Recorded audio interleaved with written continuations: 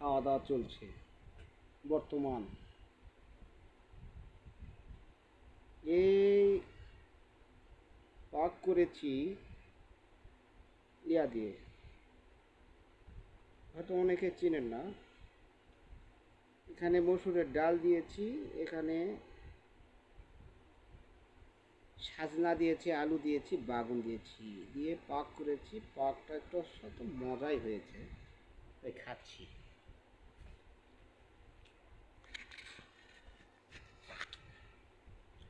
আমার জীবনটা খুব একটা ভালো না, একা মানুষ তো, নিজে পাক করে খেতে হয়। পাক করেছি আলু, বেগুন, ওর সঙ্গে দুটা পটল, তারপরে হলো ইয়া আপনার সাজনা, ওর সঙ্গে মসুরের ডাল দিয়ে এক জায়গায় করে পাক করেছি। টেস্টি হয়েছে।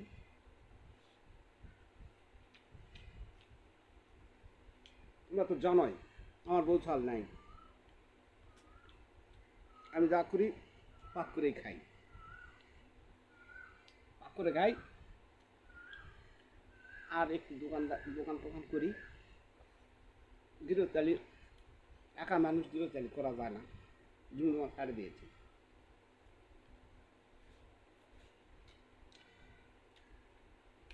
একা মানুষ গৃহস্থালি করা যায় না, আর দোকানদারি করতেছি সামান্যকে, তেমন দোকানদারি হয় না। আমার পেটটা কোনো রকম চলে, গ্রাম অঞ্চলে না। শহরে হলে আমার এই দোকান দিয়ে বিশাল বড় একটা কিছু করা যেত। গ্রাম অঞ্চলে ওই সারাদিনে দু একটা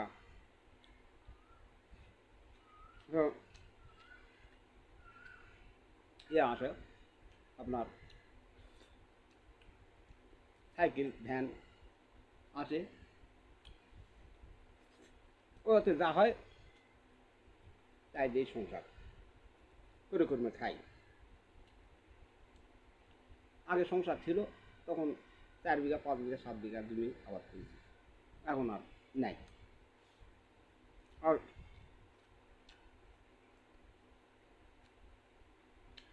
আমার এই গ্রামে আমার শত্রু বেশি।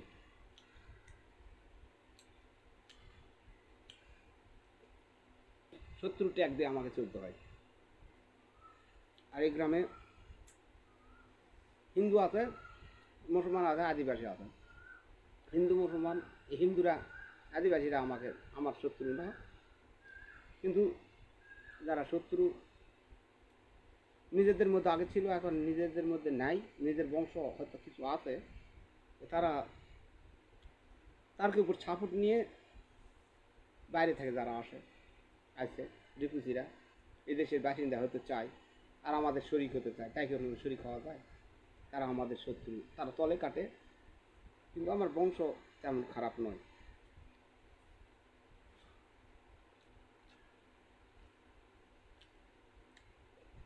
মানে দাদার ভাইয়েরা এই বংশটা আছে, আমার নিজস্ব বংশ নাই এখন বর্তমান, দূরে দূরে আছে, রাজশাহী, ঢাকা, চিটাগাং। এক ভাই আছে বিদেশ, আর এক ভাই আছে, 2 ভাই ঢাকা।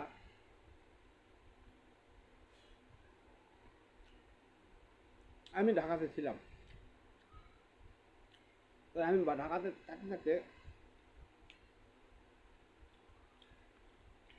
অনেক কটা ছাত্র আমার সঙ্গে খুব ভালো খাতে ছিল। কারো বাড়ি বরিশাল, কারো বাড়ি ফরিদপুর, কারো বাড়ি বোয়ালমারি, কারো বাড়ি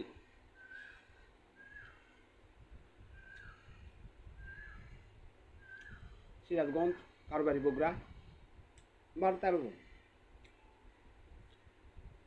তো আমি চাকরিও করতাম, ওদের পাক শাখা করে দিতাম। আমারটা ফিরে যেত, খাওয়ার বিলটা আমার লাগতো না, তো ঘরের ভাড়াটা লাগতো। ওরা সকালে খায় দেয়,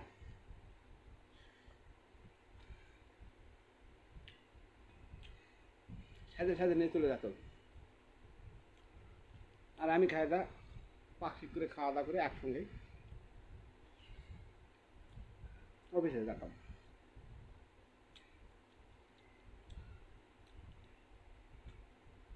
স্কোয়ার কোম্পানি, স্কোয়ার কোম্পানি কয়েকদিন করলাম, করার পর স্কোয়ার কোম্পানির ডিলার বদলে গেল, আমাদের বাদ দিয়ে দিল। পরে কিছুদিন করলাম প্যারাশুটে। প্যারাশুটের অফিসটা অনেক দূর, মিরপুর থেকে আগারগাঁ যাওয়া লাগতো। আমি নিজেই চাকরিটা ছেড়ে দিলাম, তখন বেতন কম ছিল, গাড়িতে যা করতে হতো না।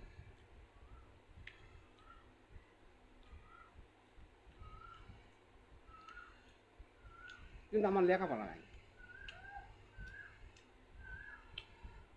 আমি যখন প্যারাশুটের চাকরি স্কোয়ার কোম্পানিতে চাকরি করতাম, স্কোয়ার কোম্পানির ডিলারশিপের আন্ডারে, তো আমাকে হাতে গুনে কয়েকদিন মার্কেট করে নিয়েছিল, আর বাদ বাকি সময়টা 2-3 বছর বাদ বাকি সময়টা আমাকে কালেকশন করে নিয়েছিল। আমি মূলত লেখাপড়া জানতাম না, দোকানে গিয়ে আমি বলতাম আপনারা গুনে গানে দেন, আর নাহলে চেক সই করে দেন, আমি চেকের অ্যামাউন্টটা দেখব। অধিকাংশ লোক, বেশিরভাগ লোক চেকে দিত। বড় বড় দোকান, ওয়েস্টার্ন হাউস, চটবাড়ি, সোনারগাঁ হোস্টেলে, তারপরে বড় বড় জায়গাতেই কালেকশন করতাম। কালেকশানটা কোনো দিন ভুল হয়নি। টাকা গুনে গানে দিত, আমি টাকা নিয়ে বাই চলে আসতাম, চেক দিত, চেক নিয়ে চলে আসতাম।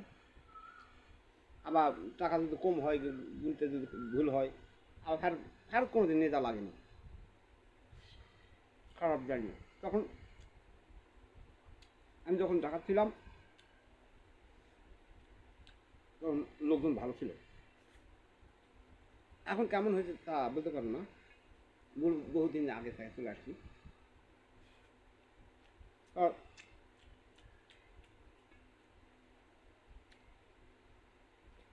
এটা আমার সকালকে খাবার, দুর্গকার মনে খাবার পাক করছি।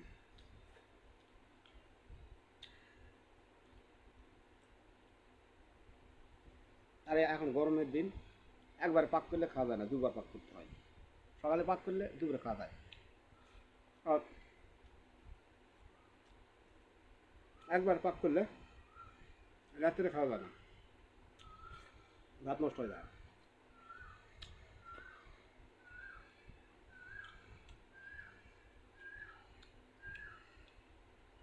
তা গার্মেন্টসের লোকেরা সকালে পাক করলে দুপুরে খায়, রাত্রে এসে আবার 10টার দিকে খাওয়া হয়। আর আমার ডিউটি তো অন্যরকম ছিল, আমার ইচ্ছা মতো,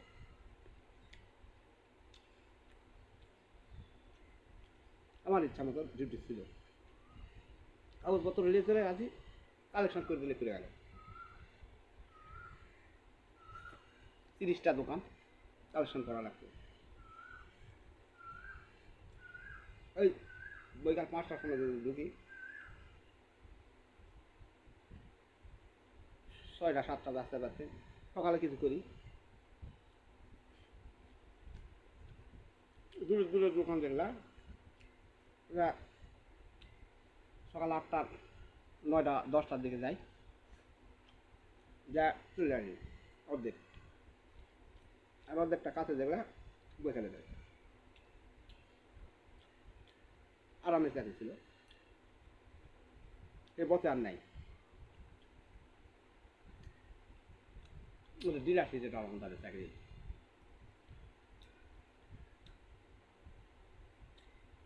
আমার লেখাপড়া নাই, একটুও লেখাপড়া ছিল না, কিন্তু এই কাজ আমি করছি। কেন করছি? ট্যালেন্টের উপরে। কেউ বুঝতেও পারতো না, কেউ বুঝতেও পারতো না, তখনকার পরিবেশটা আলাদা ছিল। আর ছাত্ররা আমার ম্যাচে খাতো, ওরা আমার লেখাপড়া শেখাতো, বন্ধু বান্ধবরা। তার থেকে কিছুটা লেখাপড়া শিখছিলাম,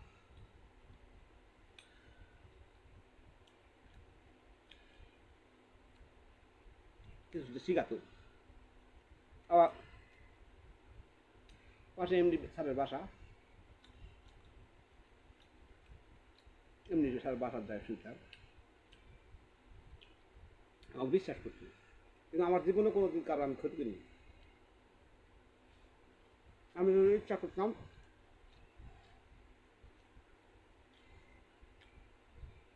ঢাকা থেকে মোটা অঙ্কের টাকা মেরে দিতে আসতো, ধরা পড়ে যেতাম।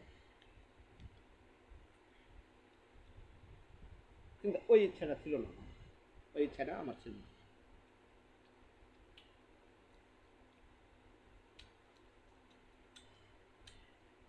ওই ইচ্ছাটা একদম ছিল না। আর মানুষের টাকা মারলে খাওয়া যেত না। তবে এখন যে পরিবেশ, মানুষ মানুষকে বলে একজনের কাছে না মারলে সে উন্নতি করতে পারবে। এখনকার পরিবেশে এই তো আমি বিয়া করে দিয়ে আসছিলাম ঢাকার থেকেই, ঢাকা থেকে বিয়া করে নিয়ে আসছিলাম। তারা ব্যস্ত ছিল। এখন ঢাকার জিনিস ঢাকাতে চলে গেছে।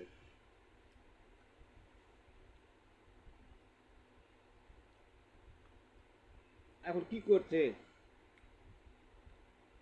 খোঁজ নেই। অনেকবার গেছে আসে, শৈলপল নিয়ে গেছে, আবার আছে গুণের সাথে গেছে। গুণ একটা আছে এখানে আমাদের নওগাঁ জেলায়, দুগুণে একসাথে গেছে অনেক। আর লাস্ট যাওয়া প্রায় 4 বছর চলছে।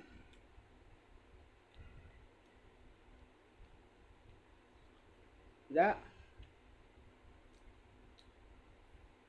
4 বছর পর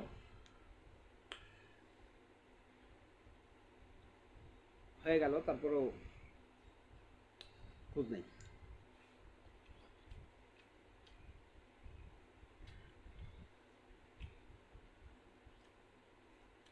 আমি যাইনি, কারণ আমি বুঝতে পারছি আমার গ্রামের লোকেরা ভালো না। আমাদের গ্রামের লোকের উস্কানি আছে, আর আমাদের গ্রামে সব বিদেশি। তার মানে গ্রামের লোকেরা উস্কানি দিয়ে এরকম করছে। আমার শ্বশুর শাশুড়ি আসছিল, আমি তো অতটা ভাবিনি গ্রামের লোক এত খারাপ হবে। এলমে মারফত কিছু সম্পদ মারফতও আটকে, আমি তোমার খাবো না কিন্তু খাতেও দেবো না, এরকম পরিস্থিতি। যার কারণে আমি আর কোনো জায়গা চাইনি। পরে আসার জন্য টাকা চাইলো, কিন্তু আমার 2000 টাকা দাও, যাইতে আসবো। লাস্টে 2000 টাকা দিলাম। 2 দিন পরে ফোন দিলাম, ফোন ধর না। 8 দিন পরে 2 বছর কাগজ আসে ফেরা হয়। তো সেখানে আমি কীভাবে যাই বলেন? যাওয়া যায়? যাওয়া যায় না।